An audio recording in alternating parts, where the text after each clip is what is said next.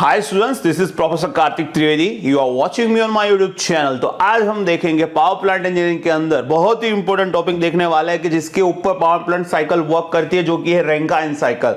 तो अभी back to back 3 interesting video आएंगे। एक ये वीडियो होगा जो रैंकाइन साइकिल होगा, उसके बाद method of improving the efficiency of Rankine cycle वाला वीडियो आएगा, एंड उसके बाद आपको मिलेगा रैंकाइन साइकिल इंप्रोवाइजेशन, मींस उसके अंदर रीहीटिंग एंड रीजनरेशन साइकिल्स आपको देखने के लिए मिलेगी। सो आपको 3 या 4 बैक टू बैक वीडियो आपको मिलने वाले हैं, ठीक है। So let's start without wasting time. So आप जानते हो, मैं हर वीडियो के स्टार्ट से पहले आपको बोलता ही हूं कि आप जो भी वीडियो देख रहे हो वो मुफ्त में देख रहे हो, और जो क्वालिटी देख रहे हो वो आप टू दी बेस्ट क्वालिटी देख रहे हो, ठीक है। तो उसके पीछे बहुत सारा हार्डवर्क, रिसोर्सेज, टाइम लगता है। तो अगर आप ये मुफ्त में वीडियो देख रहे हैं तो मैं आपको अलर्ट देना चाहता हूं कि ये सारी चीज आपको जो मिल रही है वो आगे भी मिलती रहे, और बहुत सारे बच्चों को बोले तो उसके लिए एक फंड की जरूरत होती है जिससे ये ऑपरेशन चलता रहे। सो आपको लग रहा है कि आपको वीडियो हेल्पफुल हो रहा है, so I will urge you, I will request you to donate 200 rupees to this professor Kartik YouTube channel. So अब हम बात करेंगे Rankine cycle and its improvisations के बारे में। तो सबसे पहले रैंकाइन साइकिल, तो रैंकाइन साइकिल को पावर प्लांट साइकिल भी बोला जाता है। क्यों? क्योंकि ये पावर प्लांट जो होता है वो इसके प्रिंसिपल पे काम करता है। So this is the power, this is also known as power plant cycle, और वेपर पावर साइकिल भी इसको बोला जाता है। So you can say Rankine cycle, you can say power plant cycle, और you can say vapour power cycle, ठीक है।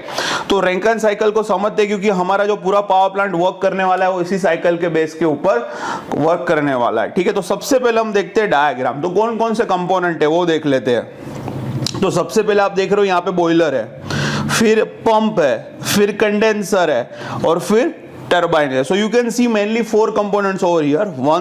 First is pump, then boiler, then turbine, and then condenser, ठीक है। तो पूरे सर्किट को अब देखते हैं यहां से। तो सबसे पहले आप जानते हो कि बॉयलर के अंदर क्या होता है। तो बॉयलर से हम क्या होता है, वो वाटर ट्यूब बॉयलर होता है। तो हम क्या करते हैं कि बॉयलर के अंदर जो फर्नेस होता है वहां से हम कंबशन करते हैं। सो उससे हॉट गैसेस जनरेट होते हैं, और ये जो बॉयलर होता है वो आपका वाटर ट्यूब बॉयलर होता है। तो वाटर ट्यूब बॉयलर के अंदर क्या होगा, ट्यूब के अंदर वाटर होगा, तो उसके अक्रॉस जो फ्लू गैसेस जनरेट, क्योंकि आपने बॉयलर फर्नेस से कंबशन किया हुआ, तो उससे जो हॉट गैसेस जनरेट होगा, और यू कैन से फ्लू गैसेस जनरेट होंगे, वो अक्रॉस दी वाटर ट्यूब वो फ्लो होंगे। तो क्या होगा कि बॉयलर के अंदर जो ट्यूब के अंदर वाटर है, means that is why it is called water tube boiler. तो उसमें क्या होगा, स्टीम जनरेट होगी, और ये जो स्टीम जनरेट होगी उसको सुपर हीटर में से पास करके जो सुपर हीटेड स्टीम होती है वो हम टरबाइन के अंदर भेजते हैं, ठीक है। फिर टरबाइन के अंदर आती है, वो आपको पता है फिर क्या होगा, टरबाइन के अंदर रोटेटिंग ब्लेड्स होती है। सो क्या होती है कि टरबाइन की जो स्ट्रीम है वो नेजल के थ्रू, स्टीम नोजल के थ्रू it will strikes on the blade of the turbine. सो क्या होगा कि टरबाइन रोटेट होने लगेगा, और टरबाइन के साथ क्या कपल होता है, शाफ्ट। तो शाफ्ट के ऊपर मैकेनिकल एनर्जी मिलेगी, और जो शाफ्ट होता है उसके साथ कनेक्टेड होता है जनरेटर। तो क्या करेगा जनरेटर, वो मैकेनिकल एनर्जी का इलेक्ट्रिकल एनर्जी में कन्वर्जन करेगा। इसी तरीके से हमको इलेक्ट्रिसिटी मिलेगी। फिर जो स्टीम एक्सपांड हो चुकी है टरबाइन के अंदर, then it will come into the condenser. फिर वहां पे कंडेंस होगी, heat will be rejected, then it will come into the water, और फिर इसको पंप की मदद से फिर से उसको बॉयलर में भेजा जाएगा, ठीक है। So this is how it's gonna work. So ये बेसिक चीज है। अब दूसरी चीज, बॉयलर के अंदर हम हीट देते हैं। So we gives the heat. Why heat देते हैं? क्योंकि हमें कंबशन करवाना होता है, वहां से तो हॉट गैसेस जनरेट होते हैं। सो वी हैव अ कोल, ठीक है, हमारे पास कोल होता है, और हॉट एयर, ये दोनों को हम भेजते हैं बॉयलर फर्नेस के अंदर, जिससे क्या होता है, कंबशन। सो यहाँ पे हम हीट सप्लाइड करते हैं, बॉयलर के अंदर हम हीट सप्लाइड करते हैं। सो बॉयलर के अंदर होता है हीट सप्लाइड। फिर वहां से जो सुपरहीटेड स्टीम होती है वो कहां पे जाती है, टरबाइन में। तो टरबाइन में हमें क्या बोलता है, मैकेनिकल वर्क। व्हाई? बिकॉज मैंने बोला कि आपकी जो स्टीम होगी वो टरबाइन ब्लेड पे स्ट्राइक करेगी, और इससे टरबाइन रोटेट होगी, तो टरबाइन की जो शाफ्ट होगी उसके ऊपर हमें मैकेनिकल एनर्जी मिलेगा, तो हमें टरबाइन में वर्क मिलता है। So that is I written W out. उसी तरीके से फिर वो स्टीम टरबाइन में एक्सपांड होने के बाद कहां पे आएगी, कंडेंसर में आएगी, और वहां पे क्या होता है, heat reject. So it will reject it heat to the cooling water और air, whatever the medium is there. So यहां पे कंडेंसर के अंदर Q आउट होता है, ठीक है। फिर वो जो वाटर में कन्वर्ट हुई है उसको फिर से हम पंप करते हैं, और उसको बॉयलर प्रेशर पे कन्वर्ट करके उसको बॉयलर में भेजते हैं। सो पंप इस तरीके से करेगा, क्या करेगा, कंडेंसर प्रेशर से जो वाटर आया है उसको पंप करके वो बॉयलर प्रेशर पे भेज देगा बॉयलर के अंदर। सो this is the function of pump. तो पंप को क्या होता है, पंप को चलाने में वर्क देना पड़ेगा। सो पंप में हम वर्क देते हैं। So pump is W in, whereas turbine में वर्क मिलता है, इसलिए W आउट। उसी तरीके से बॉयलर में हम हीट सप्लाई करते हैं तभी तो स्टीम जनरेट होती है, तो बॉयलर के अंदर क्यू इन होता है और कंडेंसर के अंदर हम हीट रिजेक्ट करवाते हैं तो ये क्यू आउट होता है। तो इतनी चीज हमें जानना जरूरी होती है, ठीक है। तो अब ये प्रोसेस किस तरीके से होती है, तो ये जो 1 to 2 पंप की वजह से क्या होता है, कंप्रेशन होता है, ठीक है। तो ये 1 to 2 जो है आइसेंट्रोपिक कंप्रेशन, तो मैंने आपको बहुत बार बोला है आइसेंट्रोपिक किसे बोलते हैं, जिसमें एंट्रोपी कांस्टेंट हो तो उसको बोलते हैं आइसेंट्रोपिक कंप्रेशन।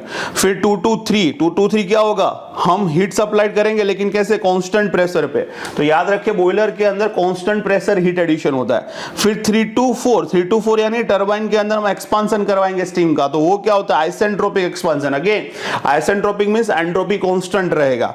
और फिर आएगा 4 to 1 जहां पे हीट रिजेक्ट करवाएंगे पर वो कंडेंसर के अंदर होगा, तो कैसा होगा, कांस्टेंट प्रेशर हीट रिजेक्शन। तो याद रखिए पंप के अंदर आइसेंट्रोपिक कंप्रेशन, एंट्रोपी कांस्टेंट रहेगा, टरबाइन के अंदर आइसेंट्रोपिक एक्सपांशन, एंट्रोपी कांस्टेंट रहेगा, बॉयलर के अंदर कांस्टेंट प्रेशर हीट एडिशन और कंडेंसर के अंदर कांस्टेंट प्रेशर हीट रिजेक्शन। अब इतनी चीज आपके दिमाग में हो so you can easily draw the TS diagram and PH diagram. तो इसको समझना बहुत जरूरी है कि टीएस डायग्राम पीएच डायग्राम कैसा होगा। सो हम यहां पे टीएस डायग्राम मैंने ड्रॉ करा हुआ है, तो टीएस डायग्राम क्या है, टेंपरेचर वर्सेस एंट्रोपी डायग्राम। अब ये कर्व क्या है, तो मैंने आपको पहली बार भी, ये बहुत बार मैं बता चुका हूं, जब मैं अप्लाइड थर्मोडायनेमिक्स पढ़ाता था वहां पे भी मैंने कर्व के बारे में बताया हुआ है। ये क्रिटिकल पॉइंट यहां पे लिखा हुआ है, आप जो भी ग्रीन कलर में कर्व पूरा देख रहे हो लाइक दिस, तो ये सैचुरेशन कर्व बोला जाता है। तो इसको मैंने आपको पहले भी कहां पे वीडियो में आपको मिलेंगे, जैसे कि मेरा YouTube पे वीडियो मिलेगा vapour compression cycle with PATS diagram, वहां पे मैंने पूरा का पूरा कर्व समझाया हुआ है। तो अगर किसी को ये कर्व क्या है, पहली बार देख रहे हैं कि सर ये कर्व क्या है, मुझे समझ में नहीं आता है, कुछ नहीं करना है, आपको YouTube में जाना है, लिखना है vapour compression cycle with PH and TS diagram professor Kartik, तो आपको मेरा व्हाइट बोर्ड पे मैंने एक्सप्लेन किया हुआ पूरा वीडियो मिल जाएगा, तो उसको अच्छे तरीके से देख लेना। यहाँ पे मैं थोड़ा थोड़ा तो बता ही दूंगा, फिर भी मैं यहाँ पे डिटेल एक्सप्लेनेशन नहीं करूंगा क्योंकि ऑलरेडी मैं एक्सप्लेनेशन कर चुका हूं। तो जो लोग मेरे वीडियो से रेफरेंस या अप्लाइड थर्मोडायनेमिक्स पढ़े होंगे इनको थोड़ा थोड़ा पता होगा, नहीं पता तो रिवाइज कर लेना। तो ये होता है सैचुरेशन कर्व। मैं यहाँ पे ड्रॉ करके बताता हूँ फिर से, देखो इस तरीके से जो कर्व होता है उसको बोलते हैं सैचुरेशन कर्व। ये जो पॉइंट होता है उसको बोलते हैं क्रिटिकल पॉइंट। ये क्रिटिकल पॉइंट से लेके यहां तक ये जो लाइन है इसको हम बोलते हैं saturated vapour line. This is known as saturated vapour line. इसी तरीके से क्रिटिकल पॉइंट से लेके ये वाली लाइन इसको हम बोलते हैं सैचुरेटेड लिक्विड लाइन, ठीक है। अब इसका मतलब क्या हो, saturated vapour line means critical point से लेके यहां इस लाइन पे जो भी पॉइंट होगा वो 100% वेपर फॉर्म में यानी गैस फॉर्म में होगा। उसी तरीके से सैचुरेटेड लिक्विड लाइन यानी क्रिटिकल पॉइंट से लेके यहां तक इस लाइन पे जो भी पॉइंट होगा वो 100% लिक्विड में होगा। और ये क्या है, yellow, this is critical point यानी लिक्विड और वेपर दोनों एक साथ को एग्जिस्ट करते हैं, उसको क्रिटिकल पॉइंट बोलते हैं। अब ये हो गया लिक्विड लाइन, ये हो गया वेपर लाइन, इसके बीच में जो रीजन है वहां पे जो होता है उसको हम बोलते हैं लिक्विड प्लस वेपर। तो यहाँ पे लिक्विड प्लस वेपर का मिक्सचर होगा। उसी तरीके से उसी तरीके से आप जो देख रहे हो ये वेपर लाइन है। अब वेपर लाइन से आगे जाओगे आप इस तरीके से, तो वहां पे जो रीजन आएगा उसको हम बोलेंगे सुपर हीटेड रीजन, यानी जो भी वहां पे स्टीम होगी वो सुपर हीटेड होगी। उसी तरीके से ये सैचुरेटेड लिक्विड लाइन है, उसके इस साइड लेफ्ट हैंड साइड जो भी लिक्विड होगा उसको हम बोलेंगे सबकूल्ड लिक्विड। क्या बोलेंगे, सबकूल्ड लिक्विड, यानी ऐसा लिक्विड के जो उसके बॉइलिंग पॉइंट से लो टेंपरेचर पे है। सबकूल्ड लिक्विड मींस ऐसा लिक्विड के जिसका टेंपरेचर उसके बॉइलिंग पॉइंट से कम है, ऐसा reason, so that is called subcooled liquid, ठीक है। तो ये पूरा का पूरा मैंने समझाया हुआ है, सो मैं यहाँ पे अभी टाइम नहीं बिगाड़ूंगा, I will just erase all the thing over here, this is just for understanding. इसको बहुत डीप में आपको पढ़ना है तो आप मैंने बोला theoretical vapour compression cycle with PATS diagram professor Karthik करके यूट्यूब में आप इसको देख सकते हैं, पूरा व्हाइट बोर्ड पे मैंने एक्सप्लेन किया हुआ है। So you can go there and you can watch that, अगर ये इतना भी समझ में नहीं आया तो, ठीक है। चलो, तो ये हो गया हमारा टेम्परेचर वर्सेस एंट्रोपी डायग्राम, इसको पढ़ना है। तो ये हो गया हमारा सैचुरेशन कर्व, ये क्रिटिकल पॉइंट के जहां पे लिक्विड वेपर दोनों एक साथ एग्जिस्ट करते हैं। फिर ये क्रिटिकल पॉइंट से यहां तक की लाइन यानी सैचुरेटेड वेपर लाइन जिसमें 100% गैसियस स्टेट में होगा, कोई भी पॉइंट इस लाइन पे लो। उसी तरीके से क्रिटिकल पॉइंट से यहां तक की लाइन यानी सैचुरेटेड लिक्विड लाइन, तो इस लाइन पे कोई भी पॉइंट लो 100% लिक्विड में होगा। उसी तरीके से ये सैचुरेटेड वेपर से आप थोड़ा आगे चले जाओ मींस इस डायरेक्शन में लाइक दिस, तो वहां पे कौन सा रीजन मिलेगा आपको, it will be super heated region के, वहां पे कोई भी चीज होगी वो क्या होगी, it will be in super heated form. उसी तरीके से आप यहां पे आ जाओ क्रिटिकल पॉइंट के ये जो लिक्विड लाइन है उसके लेफ्ट हैंड साइड, तो वहां पे जो रीजन होगा वो क्या होगा, सबकूल्ड रीजन, यानी वहां पे जो भी लिक्विड होगा वो उसके बॉइलिंग पॉइंट से कम टेम्परेचर पे होगा। मान लो कि वाटर का बॉइलिंग 100 डिग्री सेल्सियस है, तो अगर वो 40 डिग्री सेल्सियस पे होगा वाटर, तो वो यहाँ पे सबकूल्ड रीजन में आएगा। पर जैसे वो उसके बॉइलिंग पॉइंट पे पहुंच जाएगा, ठीक है, 100 डिग्री सेल्सियस, तो फिर यहाँ पे उसको हम लिक्विड लाइन पे ले लेंगे, ठीक है। फिर वो 100 डिग्री सेल्सियस पे आ गया, फिर वो क्या करेगा, अपनी हीट रिजेक्ट करके अपनी लिक्विड पे आ गया, वो हीट एब्जॉर्ब करके it will be converted into the vapour, देन हम इसको सैचुरेटेड वेपर में ले लेंगे, ठीक है। तो अभी आप इतना थोड़ा समझो, सुपरहीटेड क्या है, सबकूल्ड क्या है, लिक्विड प्लस वेपर क्या है। अभी भी इसको समझ में नहीं आ रहा है, you can go to the theoretical vapour compression cycle with PATS diagram, professor Karthik, ठीक है। चलो, तो सबसे पहले हम समझते हैं यहाँ पे। तो सबसे पहले हमने देखा था पंप के अंदर क्या होता है, तो हम इसके नंबरिंग दे देते हैं 1 to 2, वो पंप वाला यानी आइसेंट्रोपिक कंप्रेशन, पंप के अंदर कंप्रेशन होगा। अब आइसेंट्रोपिक कंप्रेशन है यानी 1 पॉइंट। अब 1 पॉइंट क्या है, तो आप कंडेंसर में से स्टीम रिजेक्ट, कंडेंसर में से स्टीम है वो अपनी हीट रिजेक्ट करके किस में कन्वर्ट हो जाती है, वाटर में। यानी आप 1 पॉइंट में आप 100% वाटर स्टेज में हो। सो 1 पॉइंट में वाटर, तो यानी देखो ये 1 पॉइंट कौन सी लाइन पे, सैचुरेटेड लिक्विड लाइन पे, यानी 1 पॉइंट पे 100% वाटर है आपको, तो you are on a point number 1 जो कि है सैचुरेटेड लिक्विड लाइन पे, यानी 100% वाटर है। फिर क्या करोगे, 1 to 2 आइसेंट्रोपिक कंप्रेशन होता है। So you can C isentropic compression, it will be like this. तो एंट्रोपी कांस्टेंट रहेगी, तो आप देख सकते हो कि यहां पे मैंने वर्टिकल लाइन ड्रॉ करी हुई है, कौन सी line, vertical line. So it will be like that. फिर 1 to 2 हुआ, फिर क्या करेंगे हम 2 to 3। अब 2 to 3 हम क्या करते हैं, बॉयलर के अंदर हम हीट सप्लाइड करते हैं, और कैसे करते हैं, कांस्टेंट प्रेशर हीट एडिशन होता है, ठीक है। अब 2 to 3 बॉयलर वाली प्रोसेस। तो देखो अब यहां पे समझना जरूरी है कि सैचुरेटेड लिक्विड था, अब इसको कंप्रेस किया। अब ये जो इसको कंप्रेस किया है, अब ये सेकंड नंबर पे जो वाटर हमारा आया हुआ है, यानी वो बॉयलर पे जैसे एंटर होगा, सेकंड नंबर यानी बॉयलर पे एंट्री पॉइंट है, तो वो कौन से रीजन में है, सबकूल्ड रीजन में, यानी वाटर अपने बॉइलिंग पॉइंट से कम टेंपरेचर पे। वाटर का बॉइलिंग पॉइंट कौन सा होता है, 100 डिग्री सेल्सियस, तो उससे कम temperature, let's say 40 degree Celsius पे, तो it will be in subcooled region point 2। अब जैसे वो पॉइंट 2 पे बॉयलर के अंदर जाएगा, और बॉयलर के अंदर जाएगा वाटर, तो क्या करेंगे, बॉयलर में हीट सप्लाई करेंगे, तो जो सबकूल्ड वाटर है उसको क्या करेंगे, धीरे धीरे हीट उसको देना स्टार्ट करेंगे, क्योंकि वो बॉयलर में गया है तो हीट उसको मिलेगी।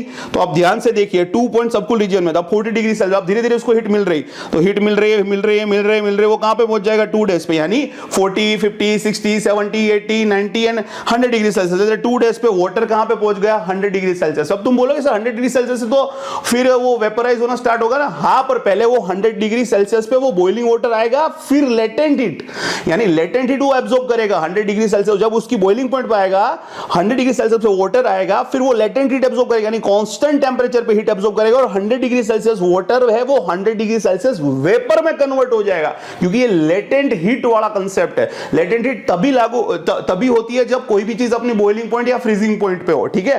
तो वाटर का बॉइलिंग पॉइंट क्या, तो वाटर को अगर वेपर में कन्वर्ट होना है तो पहले उसको 100 डिग्री सेल्सियस वाटर में आना पड़ेगा, एंड फिर वो लेटेंट हीट यानी कांस्टेंट टेंपरेचर पे हीट जो एब्जॉर्ब कर लेगा। क्यों, क्योंकि अब वो उसके बॉइलिंग पॉइंट पे आ गया, तो 100 डिग्री सेल्सियस पे वाटर आ गया है, तो अब वो लेटेंट हीट एब्जॉर्ब करके 100 डिग्री सेल्सियस वेपर में कन्वर्ट होगा। तो वो उसको कन्वर्ट होने के लिए भी पहले 100 डिग्री सेल्सियस वाटर पे टेंपरेचर आना जरूरी है, फिर वो लेटेंट हीट एब्जॉर्ब करके 100 degree Celsius water 100 degree Celsius vapour में कन्वर्ट हो जाएगा। क्लियर। तो मैंने क्या बोला कि 100 डिग्री सेल्सियस जो वाटर आएगा टेंपरेचर पे पहुंचेगा, पहले वाटर का टेंपरेचर 100 डिग्री सेल्सियस पे पहुंचेगा, फिर वो लेटेंट हीट एब्जॉर्ब करेगा, क्योंकि लेटेंट हीट एब्जॉर्ब करने के लिए वो अपने बॉइलिंग पॉइंट पे होना चाहिए, तो वाटर का टेंपरेचर बढ़ता जाएगा, बढ़ता जाएगा, बढ़ता जाएगा, 100 डिग्री सेल्सियस पे पहुंचेगा, फिर लेटेंट हीट एब्जॉर्ब करेगा, कांस्टेंट टेंपरेचर पे वो हीट एब्जॉर्ब करके 100 degree Celsius water 100 degree Celsius vapour में कन्वर्ट हो जाएगा। तो वो प्रोसेस हमें यहां पे देखनी है। तो हमने क्या देखा डायग्राम के अंदर, तो 1 to 2 आइसेंट्रोपिक कंप्रेशन हुआ, यानी 2 पॉइंट में अभी जो 2 पॉइंट, यानी 2 पॉइंट कौन सा है कि जिस पॉइंट पे वाटर बॉयलर के अंदर एंट्री मारेगा, तो अभी वो 2 पॉइंट पे कौन से रीजन में, सबकूल्ड, यानी उसके बॉइलिंग पॉइंट से कम उसका टेंपरेचर है। तो बॉयलर के अंदर हम क्या देते हैं, कांस्टेंट प्रेशर हीट एडिशन। तो क्या होगा 2 पॉइंट कहां तक होगा, देखो अब ये समझना जरूरी है, 2 पॉइंट से लेके 3 पॉइंट तक। तो अब ये देखो, तो पहले क्या होगा, लेट्स से कि सबकूल्ड यानी 40 डिग्री सेल्सियस, अब उसको हीट मिलना स्टार्ट हुआ बॉयलर के अंदर, तो धीरे धीरे धीरे हीट बढ़ता गया, बढ़ता गया, बढ़ता गया, अब उसके कौन सा टेंपरेचर पे पहुंच जाएगा, उसके बॉइलिंग टेंपरेचर पे, यानी 40, 50, 50 60 70 80 90 100, तो 2 डेज पे वो अपने पहुंच गया बॉइलिंग टेम्परेचर पे। तो अब वो सैचुरेटेड लिक्विड लाइन पे है, यानी वो 100 डिग्री सेल्सियस वाटर में है, वो वाटर के फॉर्म में, लेकिन उसका टेम्परेचर क्या होगा 100 डिग्री सेल्सियस, इसलिए वो यहां पे सैचुरेटेड लिक्विड, क्योंकि उसके सैचुरेशन टेम्परेचर पे आ गया। सो that is you can C saturated liquid line. अब क्या होगा कि कोई भी चीज को वेपर में कन्वर्ट होना है तो पहले उसको बॉइलिंग पॉइंट में आना पड़ेगा, फिर उसकी लेटेंट हीट फिर वो लेटेंट हीट एब्जॉर्ब करेगा और वेपर में कन्वर्ट होगा। तो अब ये 2 से 2 डेज तक अब उसके 100 डिग्री सेल्सियस पे आ चुका है, ठीक है। तो अब ये यहां पे आ गया, तो अब ये कौन से सैचुरेटेड लिक्विड यानी 100% लिक्विड फॉर्म में, यानी उसके बॉइलिंग पॉइंट टेंपरेचर पे, ऐसा आप समझो, that is in boiling point temperature, ठीक है। तो ये बॉइलिंग पॉइंट टेंपरेचर पे है, तो अब बॉइलिंग पॉइंट टेंपरेचर पे आ गया 2 डेज से। तो अब क्या होगा, अब ये एलिजिबल है वेपर में कन्वर्ट होने के लिए, क्योंकि अब ये बॉइलिंग पॉइंट पे आ गया है अपने बॉइलिंग टेंपरेचर के ऊपर। तो 100 डिग्री सेल्सियस बॉइलिंग टेंपरेचर है, तो अब 2 डेज से अब क्या करेगा, लेटेंट हीट एब्जॉर्ब करेगा। तो मैंने बोला लेटेंट हीट यानी कौन सी हीट के जिसमें टेंपरेचर कांस्टेंट रहता है एंड हीट एब्जॉर्प्शन होता है। तो कांस्टेंट टेंपरेचर पे देखो आप, ये टी डायग्राम है, तो ये कांस्टेंट टेंपरेचर हॉरिजॉन्टल लाइन है, टेंपरेचर कांस्टेंट रहेगा। कांस्टेंट टेंपरेचर पे वो हीट एब्जॉर्ब करके 3 डेज में कहां पे कन्वर्ट हो जाएगा, वो 100% वेपर में। इसीलिए देखो आप 3 days point saturated vapour line पे, यानी 100% इन वेपर फॉर्म। क्लियर। सो 2 से 2 डेज तक ये जो हीट बढ़ेगी उसको बोलते हैं सेंसिबल हीट, यानी जिसमें टेंपरेचर बढ़ता है पर फेस चेंज नहीं होता। सो देखो 2 से 2 डेज तक लिक्विड से लिक्विड ही रहेगा, उसका फेस चेंज नहीं होगा, उसका टेंपरेचर बढ़ा है। फिर 2 डेज पे वो अपने बॉइलिंग टेंपरेचर पे आ गया। अब क्या होगा, लेटेंट हीट यानी कांस्टेंट टेंपरेचर कांस्टेंट रहेगा पर फेस चेंज हो जाएगा। तो 2 डेज से 3 डेज टेंपरेचर कांस्टेंट रहा है लेकिन उसका फेस चेंज होगा। 2 डेज पे वो लिक्विड पे था, 3 डेज पे वो आ गया वेपर, बिकॉज उसने लेटेंट हीट एब्जॉर्ब करा। अब अभी भी आप उसको टरबाइन के अंदर नहीं भेजोगे 3 डेज पे, क्यों? क्योंकि वी विल मेक श्योर कि टरबाइन के अंदर जो स्टीम जाए वो सुपर हीटेड फॉर्म में हो, बिकॉज कि अगर सुपर हीटेड फॉर्म में नहीं भेजेंगे तो there will be a chances कि टरबाइन की जो ब्लेड है उसमें अगर मॉइस्चर कंटेंट चला गया तो फिर कोरोजन का और वो सारा खतरा रहता है। दैट्स व्हाई, ठीक है। सो अब हम क्या करेंगे, 3 डेज पे जो आ गई है स्टीम, अभी ये कहां पे जाएगा, अभी भी ये जाएगा सुपर हीटर के अंदर, कि जो क्या करेगा उसको सुपर हीटेड करेगा। तो बॉयलर के अंदर ये सेक्शन होते हैं सारे, ठीक है, तो आपको याद रखना है। सो इकोनोमाइजर, फिर प्री एयर हीटर, फिर सुपर हीटर, ये सारे बॉयलर के अंदर ही तीनों कंपोनेंट होते हैं। तो जब मैं बॉयलर को बता रहा हूं यानी तीनों कंपोनेंट इसके अंदर है। अब स्टीम जनरेट हो गई, अब क्या करेंगे, वो सुपर हीटर से पास होगा। तो बॉयलर का क्या होगा, वो सुपर हीटर से पास होगा तो ऑलरेडी वो वेपर फॉर्म में, और ज्यादा उसको गर्म करोगे तो क्या हो जाएगा, सुपर हीटेड में चला जाएगा। तो हम 3 डेज से 3 तक उसका टेंपरेचर बढ़ाएंगे, यानी 3 डेज पे जो वेपर है उसको 3 पॉइंट पे ले जाके कौन से पॉइंट कन्वर्ट कर देंगे, सुपर हीटेड। तो आप यहां पे आ गए, अब 3 पॉइंट पे आप सुपर हीटेड स्टीम। अब कोई किताबों में क्या होगा कि ये यहां से ही ले लेंगे, वो क्या करेंगे, वेपर से ही वो नीचे ले जाएंगे नीचे, फिर लिक्विड लाइन पे रखेंगे। तो अलग अलग वेरिएशन हो सकता है, पर हम अपने इस डायग्राम में सुपर हीटेड स्टेट में ही हम क्या करेंगे, स्टीम को टरबाइन के अंदर भेजेंगे। सो ये 3 डेज से 3 ये सुपर हीटेड में चला गया। अब क्या होगा, 3 to 4 आइसेंट्रोपिक एक्सपांसन। तो आइसेंट्रोपिक एक्सपांसन यानी एक्सपांसन होगा तो देखो एंट्रोपी कांस्टेंट रह रहा है, ठीक है, entropy constant. So it will B expansion होगा, टेंपरेचर रिड्यूस होगा, so it will be like this. अब आइसेंट्रोपिक एक्सपांसन हो गया यानी टरबाइन में वर्क मिल गया। अब हम क्या करेंगे, अब देखो एक्सपांसन होने की वजह से क्या होगा, उसका टेंपरेचर रिड्यूस हो गया। 4th पॉइंट पे कहां पे आ गया, वो लिक्विड प्लस वेपर रीजन में आ गया है। अब यहां पे स्टीम एक्सपांड होने के बाद स्टीम का जो स्टेट है वो क्या है, लिक्विड प्लस वेपर वाला फेज है, यानी उसमें वेपर भी है और लिक्विड भी है, दोनों का फेज है, ठीक है। अब क्या होगा, फिर अब 4 पॉइंट से 1 पॉइंट हम हीट रिजेक्शन करवाएंगे, कैसी, constant pressure heat rejection. So constant pressure heat rejection होगा, so it will be like this. तो यहां से वो हीट रिजेक्ट करके अगेन स्टीम है वो किस में कन्वर्ट हो जाएगा, लिक्विड में। So it will be like this 4 to 1, वो कहां पे आ जाएगा, saturation liquid, saturated liquid line पे। सो इसी तरीके से पूरा काम करेगा। तो कहीं कहीं आप क्या देखोगे कि कोई किताब होगी उसमें ये जो 3rd पॉइंट है वो लिक्विड प्लस वेपर में लेंगे। तो लिक्विड प्लस वेपर में लेंगे तो आपको 3 से फिर वर्टिकली स्ट्रेट डाउन लाइन वहां से ले लेनी है। कहीं पे क्या लेंगे, 3rd पॉइंट वेपर लाइन पे लेंगे, सैचुरेटेड वेपर, तो वहां से वर्टिकल लाइन नीचे आ जाएगी। पर हमने कहां पे लिया है, 3rd point super heated reason, तो वहां से वर्टिकल लाइन डाउन आएगी। तो इतना माइनर चेंजेस हो सकता है आपकी किताब से हिसाब से, लेकिन ज्यादातर किताबों में ये 3 पॉइंट सुपर हीटेड स्टेट पे ही बताएंगे, क्योंकि हम सुपर हीटेड स्टेट में ही हम टरबाइन में स्टीम को भेजते हैं। Okay, clear. तो ये टीएस डायग्राम। अब तो टीएस समझ में आ गया, नहीं आया फिर से रिवाइंड कीजिए। और भी अगर आपको ये liquid, vapour, saturated liquid, saturated vapour, liquid plus vapour, superheated, subcool region ये नहीं समझ में आ रहा है तो you can watch my video vapour compression cycle with PH and TS diagram, देख लोगे पूरा कंसेप्ट क्लियर हो जाएगा। ठीक है, हालांकि वो रेफ्रिजरेशन का होगा, फिर भी इसमें पूरा कर्व मैंने समझाया हुआ है तो आपका क्लियर हो जाएगा। अगर समझ में आ गया तो फिर देखने की कोई जरूरत नहीं। अब हम देखेंगे एचएस डायग्राम इसी चीज का, यानी एंथैल्पी वर्सेस एंट्रोपी डायग्राम। तो हम सबसे पहले, अब तो ये आपको पता चल गया कौन सी लाइन है, ये सैचुरेशन कर्व है। चलो तो सबसे पहले मैं यहाँ पे क्या ड्रॉ कर दूंगा, क्रिटिकल पॉइंट। तो ये क्या है हमारा क्रिटिकल पॉइंट। हर जगह पे मैं ड्रॉ नहीं करूंगा पर आपको समझ जाने का। तो क्रिटिकल पॉइंट से लेके यहां तक की लाइन क्या होगी, लिक्विड लाइन। यहां से तक की लाइन क्या होगी, वेपर लाइन। वेपर लाइन से आगे जाओगे तो सुपर हीटेड, लिक्विड लाइन से पीछे जाओगे तो सबकूल्ड, और बीच में क्या होगा, लिक्विड प्लस वेपर। तो अब हमें पता है 1 पॉइंट कौन सी लाइन पे होता है, 1 पॉइंट यानी वाटर कहां पे भेजेंगे, पंप में। क्या होगा, आइसेंट्रोपिक कंप्रेशन। तो 1 point liquid line, 1 point liquid line, isentropic compression, so 2 point subcool reason.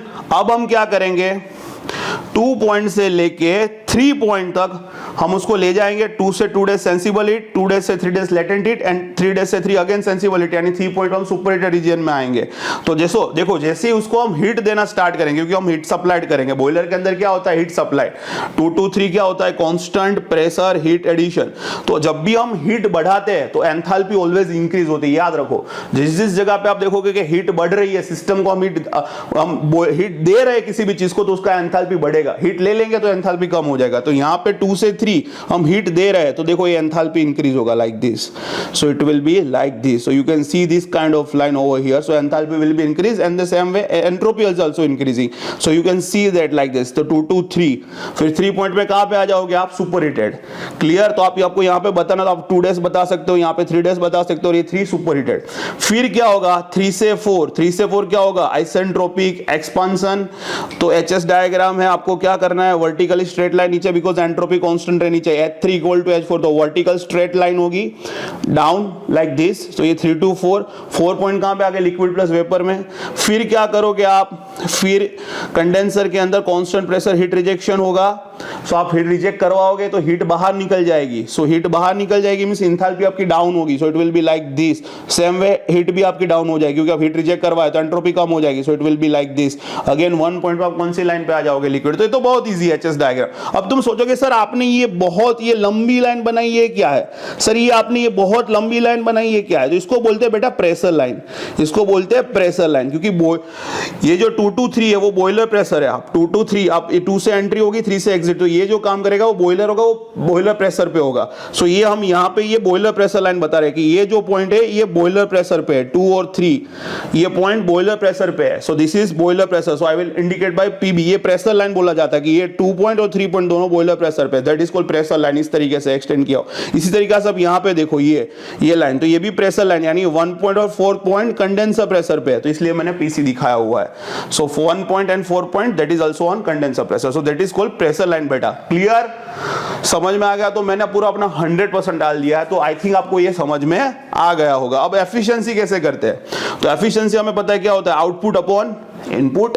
तो आउटपुट में हमें यहाँ पे क्या मिल रहा है, टरबाइन में वर्क मिल रहा है, और इनपुट के लिए हम क्या कर रहे हैं, बोरवेल के अंदर हीट सप्लाई कर रहे हैं। तो W net upon heat supplied. अब नेट कितना, तो देखो ये समझना बहुत जरूरी है। नेट क्यों, क्योंकि टरबाइन में हमें वर्क मिलता है, पर पंप में हम वर्क देते हैं। तो हमें क्या चाहिए था, वर्क, लेकिन हमें कुछ वर्क देना भी पड़ रहा है। तो हमारा नेट वर्क कितना होगा, तो कि W आउट माइनस W इन। मान लो कि लेट्स टेक एग्जांपल, टरबाइन में हमें 30 वॉट वर्क मिल रहा है, let's assume like that 30 what या 30 जूल, जो भी आप यूनिट ले लो, ठीक है।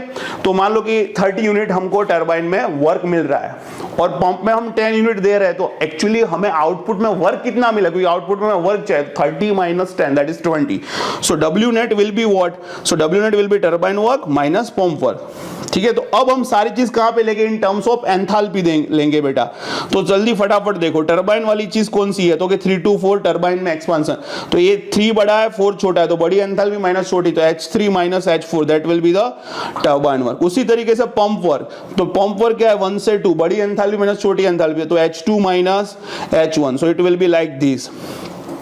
उसी तरीके से हीट सप्लाइड, तो हीट सप्लाइड कहां पे होती है सर? 2 से लेके 3 पॉइंट, 2 से लेके 3 पॉइंट, आप यहां पे भी देख लो 2 से लेके 3 पॉइंट, तो 2 से लेके 3 पॉइंट, तो बड़ी एंथैल्पी माइनस छोटी, तो H3 minus H2, so we can like heat supplied H3 minus H2। तो अब एफिशिएंसी लिख दो W net upon heat supply, W net क्या है? WT minus WP, so WT minus WP upon heat supply, ठीक है। अब इसमें हम अगर पंप वर्क बहुत ही कम होता है, तो अगर pump work is very less, so what we can do, we can neglect this term, so we are neglecting this term, so pump work को नेग्लेक्ट, क्योंकि बहुत छोटा होता है वो, उसका यूनिट बहुत कम होता है, पंप वर्क का जो यूनिट में हमें मिलेगा क्वांटिटी वो बहुत कम होगी, so we can neglect pump work compare to turbine work. So pump work को अगर हम नेग्लेक्ट कर दें, so it will be like this, तो इक्वेशंस क्या हो जाएगा? H3 minus H4 upon H3 minus H2, ठीक है। और एक चीज आपको बतानी है, स्टीम रेट और यू कैन से हीट रेट। कहीं कहीं पे आप देखोगे efficiency in terms of steam rate होगी या हीट रेट बोला होगा, तो ये क्या है? तो ये स्टीम रेट या हीट रेट ये टर्म है जिसको बोलते हैं अमाउंट ऑफ स्टीम और you can say amount of heat required to produce 1 kilowatt hour of power. यानी पावर प्लांट के अंदर हमें रैंकाइन साइकिल के अंदर हम जितना पावर जनरेट कर रहे हैं, लेट्स से 1 किलोवाट, तो हमें 1 kilowatt of power hour power के लिए हमें कितना स्टीम देना पड़ रहा है और कितना हीट देना पड़ रहा है, उसको हम बोलते हैं स्टीम या हीट रेट। अब तुम बोलोगे बच्चे तो इसमें एफिशिएंसी किसमें ज्यादा हुई? जिसमें स्टीम रेट कम रह रहा है वो या जिसमें स्टीम रेट ज्यादा रह रहा है वो? सोचो।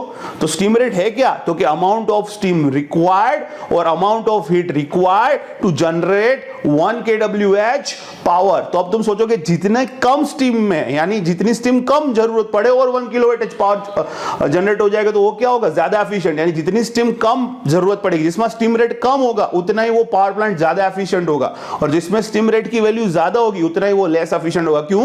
क्योंकि तुमको ज्यादा स्टीम, तुमको ज्यादा हीट देना पड़ रहा है फॉर 1 kWh पावर जनरेट करने के लिए। वेरेस जब तुम कम स्टीम में ज्यादा पावर जनरेट कर रहे हो, यानी less steam require for power generation of 1 kWh, that means वो एफिशिएंट है। तो इसको इस तरीके से भी समझा जा सकता है। सो आई होप आपको वीडियो पसंद आएगा, उसको लाइक करें, शेयर करें, सब्सक्राइब करें। Have a nice day, bye bye.